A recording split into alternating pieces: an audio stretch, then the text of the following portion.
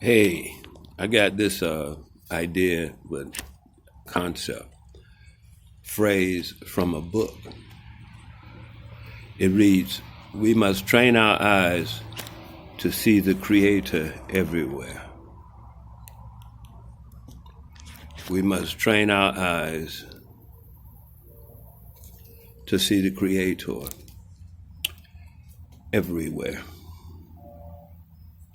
I join that with me. I still carry it around, however, I've added a little to it and say we must retrain our eyes to see the Creator everywhere. When we are born, we see the Creator everywhere. Before we're born, we hear the Creator everywhere. We might see the Creator everywhere before we're born too, I don't know.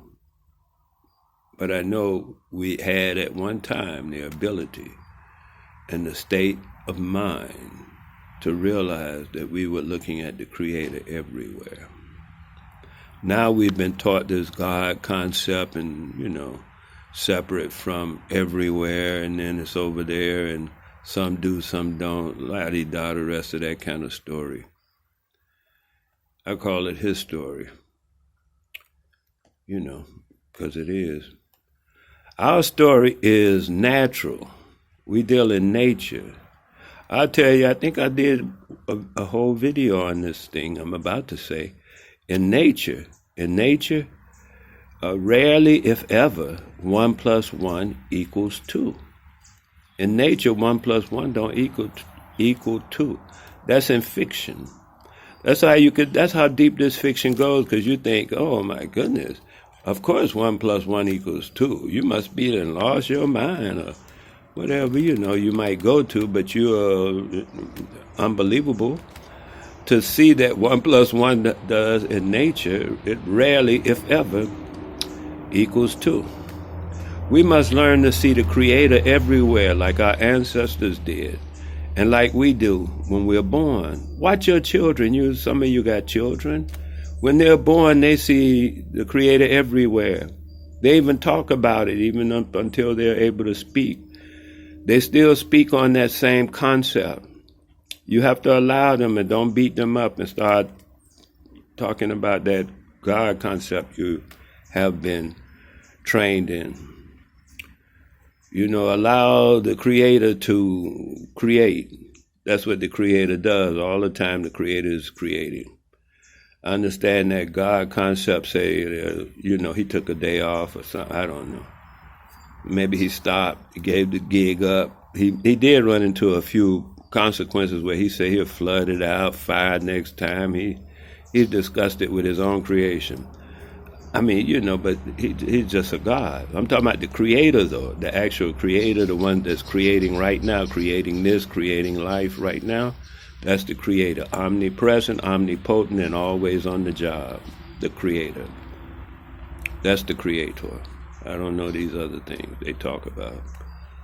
And that's what our ancestors did. So we need to understand that we can't take the concepts of today's society and today's normalcy and try to bring it into natural law. It won't work. You just get yourself confused, and I know a lot of people who are confused because they try to bring normalcy into natural. It cannot exist. You could bring natural into normal, but normal won't go into natural. It's like one of those mathematical equations. You can't divide anything into zero, What can I tell you? So I'm telling you what I can tell you. So the thing I want you to understand is we need to train our eyes so that everywhere we look, all the time, we realize we're looking at the Creator who is constantly creating, and the possibilities are so far beyond your conception and whatever you could even imagine or think you saw in a movie or whatever you think you can think. Creator is greater than all of that.